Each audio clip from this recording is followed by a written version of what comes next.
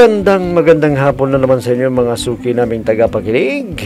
Narito na naman po ang inyong lingkod, Kuya Peles. At ito pong muli ay inyong makakasama sa loob ng kalahating oras. At syempre kasama pa rin natin mga kaibigan ng ating mga artista sa radyo. At siyang nagbibigay buhay sa ating mga napipiling liham sa araw-araw. At ang liham na ating napili mga kaibigan ay galing sa isa nating masugid na taga-subaybay. At siya po ay itago lamang natin sa pangalang Giselle. Bueno, basahin na natin ang liham ni Giselle. Dear Kuya Peles, noong hindi pa ako nakakahanap ng aking trabaho, lagi po ako nakikinig sa inyong programa sa radyo tuwing hapon. Naabangan ko po kayo, Kuya, dahil naaaliw din ako at may mga natututunan din akong aral sa buhay. Itago na lamang po ninyo, Kuya, sa pangalang Giselle. 28 taong gulang. At gusto ko pong humingi ng payo sa inyo, Kuya, dahil hindi ko po alam ang gagawin ko. At para malinaw sa inyo, Kuya, ganito po nagumpisa ang aking problema, Kuya Peles. Pare, pahinga muna tayo. Nakakapagod. Sige pare, pabiglang muna ako. Pare, masyado ka namang nagtitipid ha. Halika na. Kailangan pare, nag-aaral na yung panganay ko, grade. Naku pare, elementary lang yan. Maliit pa yung baon. Huwag mong tipirin yung sarili mo. Sige na pare, iinom lang muna ako ng tubig. Kaya ko naman mabigat yung trabaho natin pare. Kaya kailangan, palaging may laman ng tiyan natin. Ano ko ba? Okay lang pare, saray na ako dyan Sige ka. Kapag nagkasakit ka, mas malaki yung gagastusin mo yan. Malakas pa ito sa kalabaw pare. Kalabaw man nagkakasakit pare, ikaw pa kaya? Sinasabi ko sa'yo pare, huwag mong pagdamutan yung sarili mo. Hindi ko naman pinagdadamutan ng sarili ko pare. Gusto ko kasing mabigyan ng magandang kinabukasan ng pamilya ko. Alam ko yan pare. Pero paminsan-minsan naman, huwag mong tipirin yung sarili mo. Malay mo, baka magkasakit ka, kawawa yung pamilya mo. Alam mo pare, sa agahan, dinamihin ko ng kinakain ko para kahit hindi na ako magmerienda, busog ako. Talaga bang hindi ka magmimerienda? Sige, bahala ka. Masyado ka nagtitipid Okay lang ko pare. Sige na, magmerienda ka na.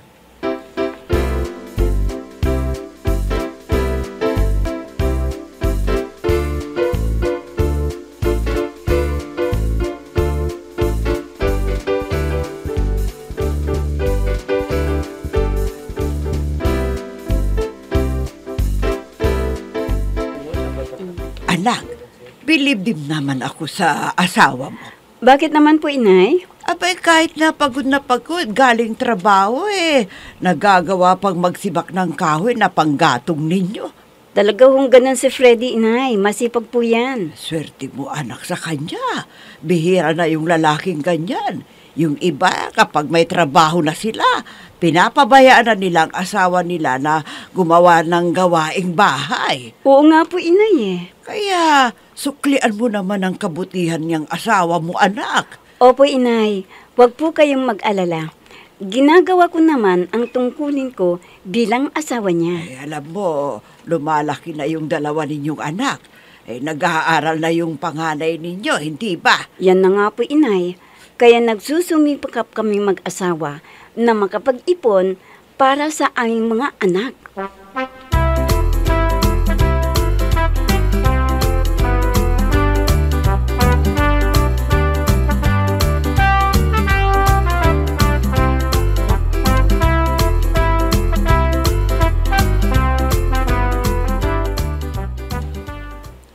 Giselle, pupunta ka ba sa Thanksgiving natin sa susunod na linggo? Bakit ikaw? Hindi ka ba pupunta? Wala pa kasi ang asawa ko Pumunta ka. Minsan lang sa isang taon yan eh. Tapos ngayon, hindi ka a-attend. Oo nga eh. Nakakaya nga kay Pastor Roland Santiago. Kaya nga, pilitin mong makapunta. Pasasalamat natin yun. Yun na nga eh. Pero titingnan ko lang. Gagawa ako ng paraan. O teka, may t-shirt ka na ba? Lalong wala, Giselle. Ano? Ang tagal namang ini-announce ni Pastor yun eh. Alam mo naman, wala akong kasama sa bahay. Lagi akong busy. Oh, hindi bale. Pwede ka pang humabol. Pagawa ka na lang ng t-shirt mo. Sige, Giselle. Itatawag ko na lang kay Sister Alma mamaya.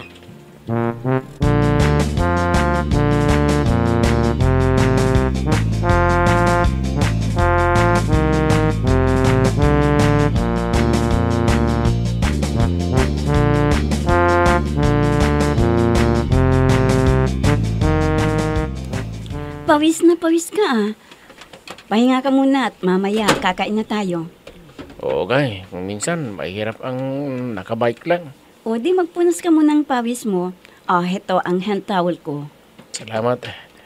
Medyo malayo kasi yung ginagawa naming bodega dito sa atin eh. Ano kaya kung kumuha ka na lang ng kahit na second hand na motorsiklo at saka hulugan mo na lang? Wag na.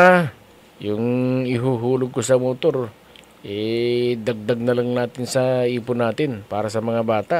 Kaysa naman nahihirapan kang magpadyak. Pagdating mo dito, pagod na pagod ka. Di bali. Parang exercise ko lang yun. Sanay naman ako eh. Ang bigat nga ng trabaho mo eh. Tapos sa pag-uwi mo, magbebisikleta ka pa. Ayos lang yun, asawa.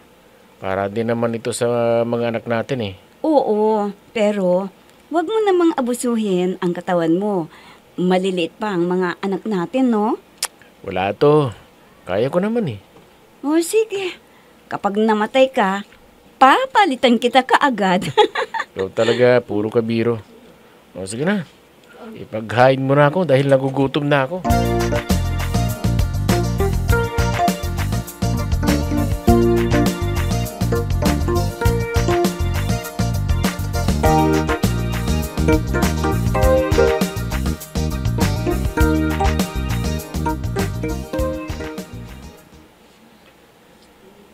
Malapit na tayong matapos dito sa ginagawa natin, pare.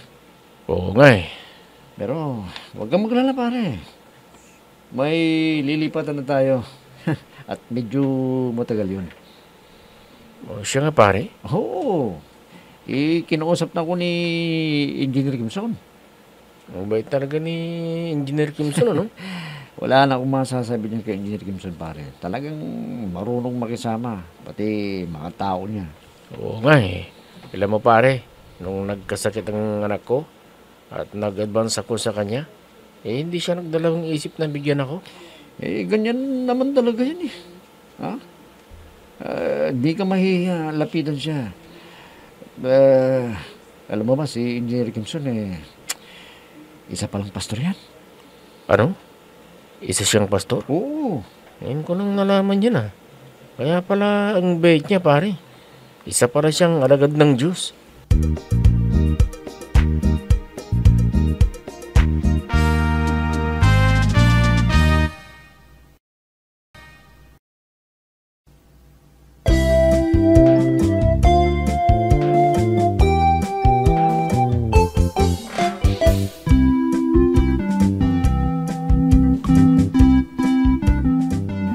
Napakabait ng aking asawa, kuya. Wala na akong masasabi sa kanya. Kundi maunawain at mapag-alaga pati sa aming mga anak. Kuya, ay lalo akong nagpursige sa paghahanap buhay. Bagamat mahirap, kuya, ay kinakaya ko para sa aking pamilya. Isang araw, kuya, ay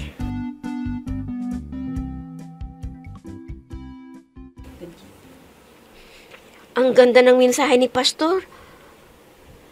Natouch ako. Oo nga eh.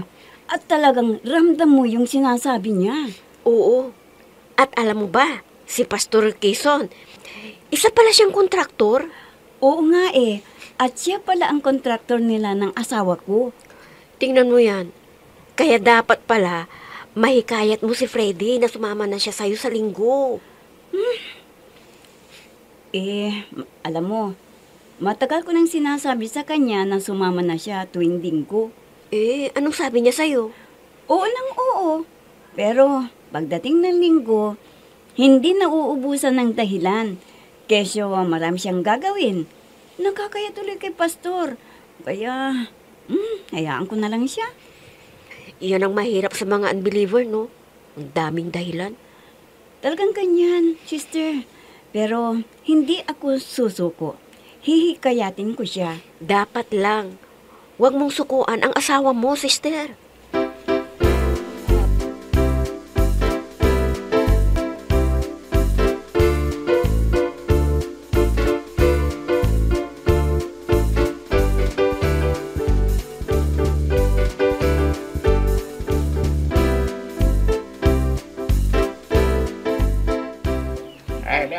Lihat muna tayo mga kasama.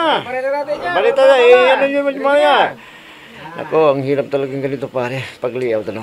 Ang init talaga ng panahon. Oo nga eh. Medyo malawak ito. Doon sa bandarog, sige Lalagyan na. natin ng pader. At Ilagay nyo yung mga bareta sa dyan. pabrika.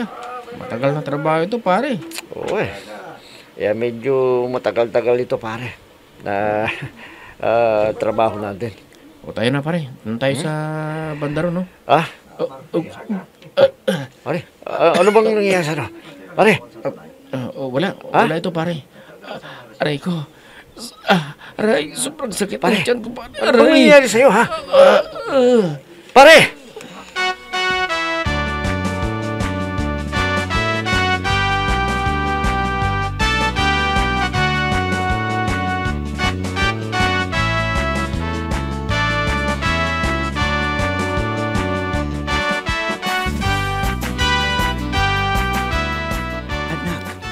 Anong sabi ng doktor sa'yo?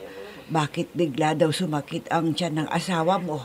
May ulcer daw si Freddy, inay. Anak ko, anak. Sigurado ako na palaging nalilipasan ng gutom niyang asawa mo. Kaya siya nagkasakit ng ganyan. Ewan ko ba sa kanya, inay? Siguro sa sobrang pagtitipid niya, minsan daw, hindi na siya nagmimerienda eh. Ang bigat-bigat pa naman ng trabaho niya. Teka, malala na ba ang sakit ng asawa mo? Hindi pa naman po, inay. Ay, mabuti naman kung ganon.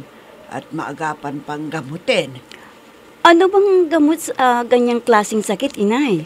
May mga nabibili din na gamot.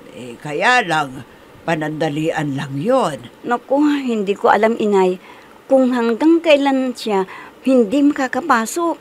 Bakit hindi mo tanungin yung doktor niya para alam mo ang gagawin mo? Oo nga po, inay. Mamaya, itatanong ko sa doktor niya.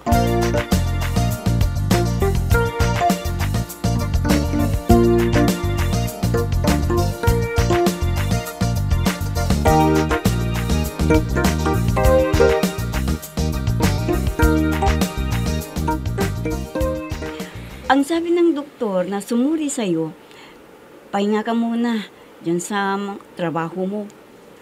Kahit na ilang araw lang. Ang tagal naman, Giselle. Anong gusto mo? Lumala ang sakit mo, ganun ba? Hindi naman. Wala na akong nararamdaman at malakas na ako. Magpahinga ka muna, kahit ilang araw. Kaya ko na, Giselle. Huwag matigas ang ulo mo. Kung ano ang sinabi ng doktor, yun ang sundin mo. Pero sayang ilang araw na hindi ako makakapagtrabaho. O anong gusto mo? Gusto mo bang tuluyan ka ng magkasakit? Hindi ka na makapagtrabaho? Hindi naman.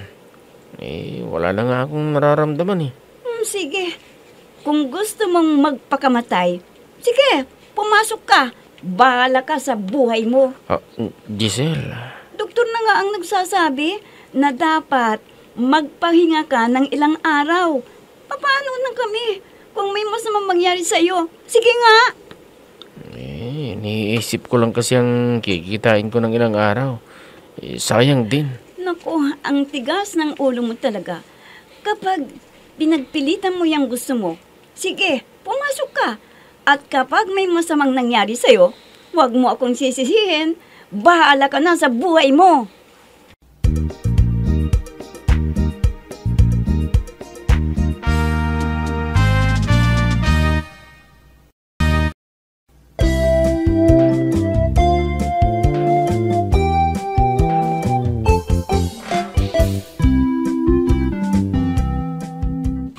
Dahil sa sobrang pagtitipid ko, kuya, o pagtitipid ng asawa ko, ay nagkaroon siya ng sakit na ulcer. Kaya, lagi na lang na sumasakit ang kanyang tiyan. Dahil iniisip niya, kuya, yung para sa amin na pamilya niya. Kuya, dinala ko siya sa doktor at ang payo ng doktor sa kanya, magpahinga muna sa kanyang trabaho kahit ilang araw lang para naman sa ganon ay maibsan ang pananakit ng kanyang tiyan. Pero kuya, hindi tumitigil ang aking asawa na magtrabaho. Hindi ko na alam, kuya, kung anong gagawin ko. Sana po matulungan niyo ko, kuya, sa aking nilapit na problema. Lubos na gumagalang Giselle. Alam mo, Giselle, may mga taong ganyan. Naggagawin ng lahat para sa pamilya. Lalong-lalo yung asawa mo. Abay, tingnan mo. Kahit nagkagutom-gutom dahil sa trabaho, kumita na ng pera. Tingnan mo yung mga kasama niya. Palagi siyang inaaya kapag break time, pero siya, talagang umiinom lamang ng tubig. Pero mali yan. Tignan mo yung nangyari sa kanya. Nagkasakit na tuloy dahil sa nalilipasan ng gutom. Mas malaking gastos. Kung tutusin. Pero alam mo, sa pagmamahal, lalo na yung isang ama, gagawin niyang lahat para sa inyo. Kaya lang, nitong mga huling araw, nahilo siya dahil nga sa sobrang gutom. Palaging nalilipasan ng araw, sumasakit na yung tiyan. Hindi pa naman masyadong malalayan, madaling gamutin yan. Kaya nga lang, dapat sundian yung sinabi ng doktor para naman sa ganun yung makapagpahinga kahit isang linggo, ilang araw lang. Kaya nga lang, pinagpipilitan ng asawa mo yata na magtrabaho na dahil sayang daw yung araw na lumilipas. Sayang din ang kikitain niya. Yun ang nasa isip niya. Pero hindi niya iniisip na baka kapag lumala yung sakit niya, mas lalong wala siyang kikitain. Isa ganyan namang klaseng trabaho, talagang mabigat yung construction. Abay, bilad ka na sa init. Mabigat pang trabaho yan. Kaya sa palagay ko, huwag mong tigilan yung asawa mo na pagsabihan nang sa ganon ay hindi lumala ang kanyang sakit at makapagtrabaho pa siya na matagal para sa inyo ng anak ninyo. Bueno, yan na lamang sigurong masasabi ko sa iyo, Giselle, at naway kahit paano ay napayuhan kita sa iyong nilapit na problema. Ngayon mga kaibigan, hanggang bukas na muli sa ganito ring oras at timpilan, inyong abangan at pakinggan ang programang Peles at your service.